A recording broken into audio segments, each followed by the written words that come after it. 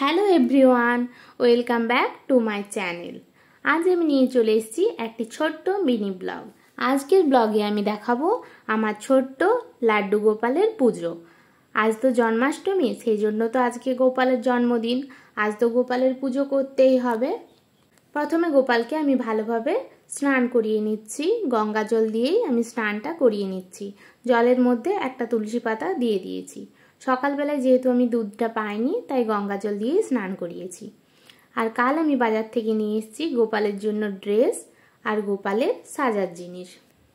এরপর গোপালকে স্নান করে আমি ভালোভাবে মুছে নিয়েছি আর ওকে ভালোভাবে সুন্দর করে রেডি করে দিয়েছি। ড্রেস পরিয়ে, মুকুট পরিয়ে সুন্দরভাবে সাজিয়ে দিয়েছি। আজকে তো জন্মাষ্টমী, আজ তো ওরই দিন। ওকে ভালোভাবে না সাজালে কি চলে বলো তো? আর এদিকে আমি আমার কৃষ্ণকেও সাজিয়ে নিয়েছি, ওকেও একটা নতুন মুকুট পরিয়েছি। এরপর আমি পুজোর জন্য সব কিছু রেডি করে নিয়েছি। ফুল, ফল, মিষ্টি, ধূপ, প্রদীপ সব রেডি করে নিয়েছি। রেডি করা থাকলে পুজো করার সময় সুবিধা হয়, সেই জন্য আগের থেকে আমি রেডি করে রেখেছি। এরপর আমি গোপালের পুজো দিচ্ছি। তোমরাও নিশ্চয়ই আজ বাড়িতে গোপালের পুজো করেছো। আমার এই ভিডিওটি তোমাদের কেমন লাগলো অবশ্যই কমেন্ট করে জানিও।